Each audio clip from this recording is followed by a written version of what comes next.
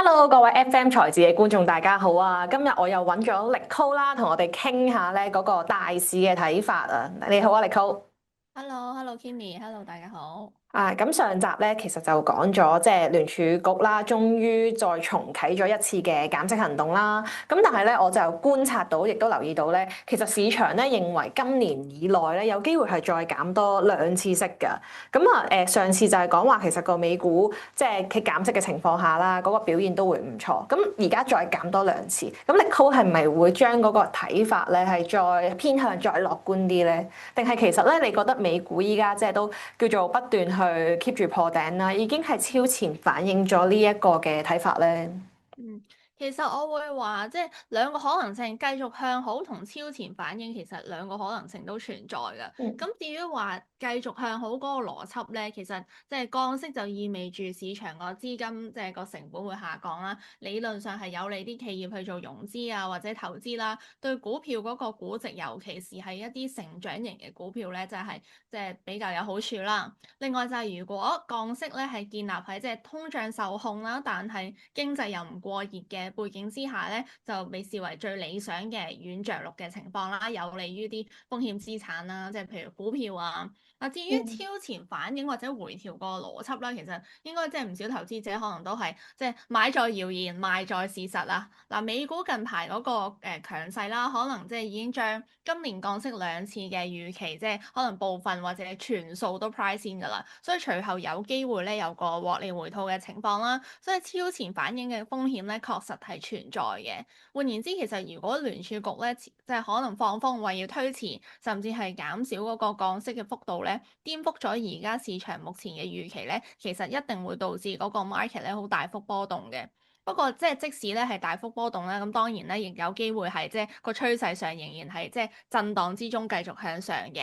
所以其實我會話即係兩個可能性都會存在啦，因為依家咧仲係一個即係未話好確實嘅階段去判斷聯儲局下一步嗰個方向。係 OK，咁但係就大家都係偏向審慎樂觀嗰 type 吧，我聽落去就覺得啱啱咧，力高都有提到，通常都係即係成長型嘅股份會受惠。我估講嘅都係一啲即係科技類嘅個股啦。咁但係科技類依家就已經係分咗好多嘅 sector 啦，即係例如 AI 都已經有分上中下游啦。力高有冇話邊一個板塊你覺得係最受惠於即係未來減息嘅一個情況咧？如果論板塊嘅話咧，我就都係認為係 AI 股先啦，因為咧你嗯哼。降息週期理論上係都係對 AI 股有利。咁點解咧？譬如睇翻 slide 先啊，嗱，譬如近年啦，美股市場即係其實都有個核心嘅趨勢變化。嗱，S&P 500指數入邊咧，你 AI 股其實佔咗好多個席位啦。咁其實某程度上咧，係反映緊個 AI 個發展，其實重新塑造緊美國嗰個經濟嗰個領導者嘅格局啊。而 S&P 500指數佢就係好似市場嘅一面鏡咁，佢係即係反映緊呢一切出嚟啊。至於點解我會話 AI 板塊喺降息嘅時候即係比較有吸引力咧？其實即係有幾個原因啦。咁我好快 go through 一次啦。嗱，未來嗯。現金流嘅自然率會降低啦，頭先都講過啦。嗱，利率降低，自然率就會即係下降啦，令到未來嗰個現金流喺今日嘅 value 會增加。所以對於咧預期未來會增長嘅 AI 公司咧，意味住佢哋嘅估值會上升啦。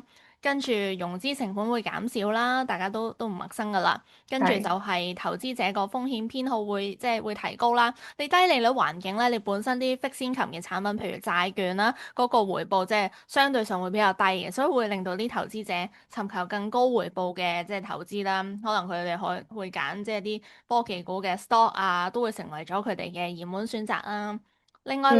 兩個點咧，我就覺得即係你整體嗰個經濟環境改善，因為通常咧你降低利率個即係你降低個利率嗰個政策，其實係目的就為咗即係 push 嗰個經濟增長啦。係。咁你經濟增長嘅時候，咁即係你經濟有所增長，咁你企業嘅需求就自然即係會有增加啦，進一步可以推動翻啲 AI 企業嘅業務增長啦。最後其實即係我又覺得投資者嘅情緒都係即係好重要一環啊，係。因為其實市場上即係譬如過往咧聯儲局嘅一舉一動咧，大家都即係好緊張啊嘛，即係哎呀死啦，今晚 FOMC 啊咁樣。所以其實當如果個市即係市場人士普遍都覺得利率會即即係降低啊，可以 push 到個經濟同科技行業發展嘅時候咧，即係佢哋心理上都會即係傾向係買啲即係高成長潛力嘅 AI 股嘅。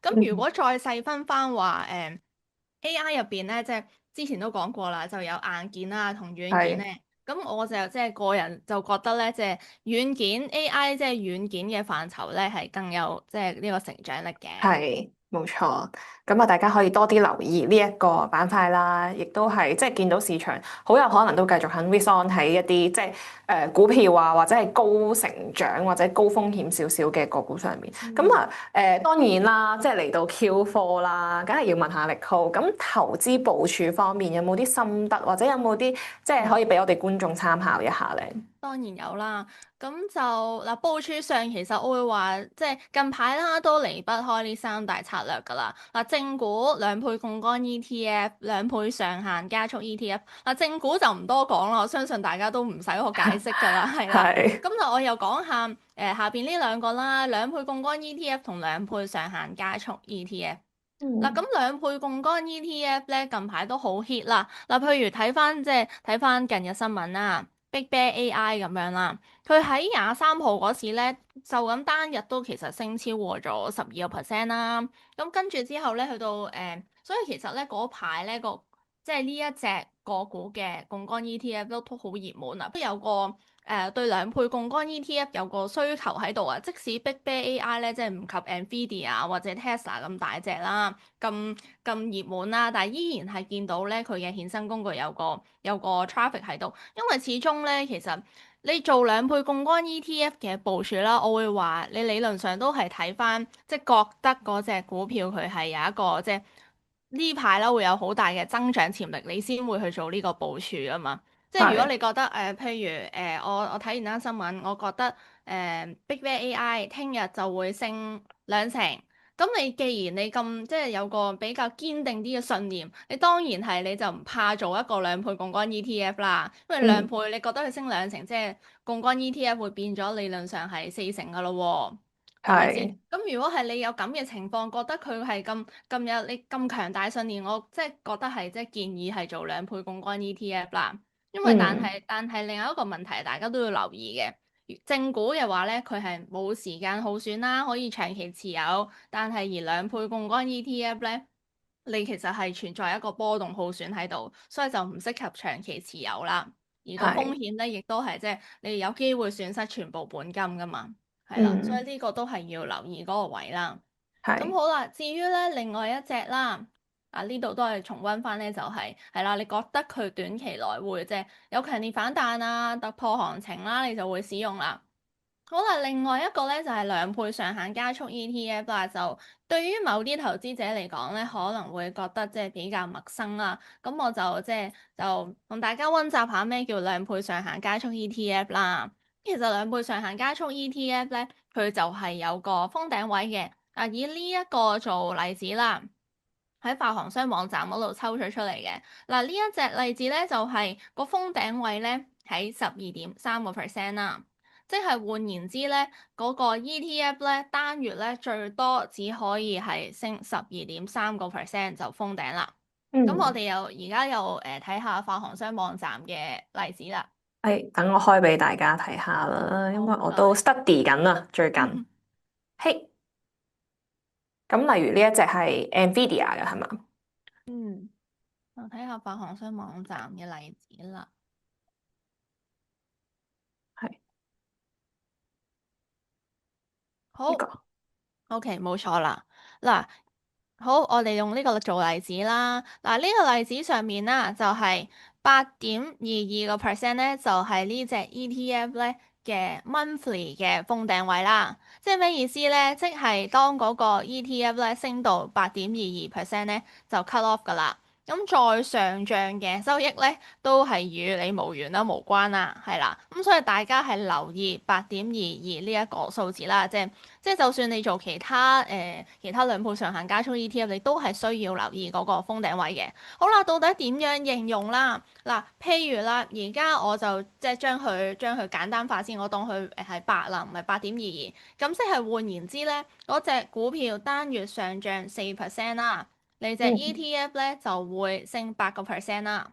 個情況就係，如果你覺得咧嗰隻股票咧，其實單月上漲幅度唔會好大啊，可能輕微上漲嘅，我當你估佢係升3%，咁其實呢一種兩倍上限加速 ETF 咧就比較適合你啦。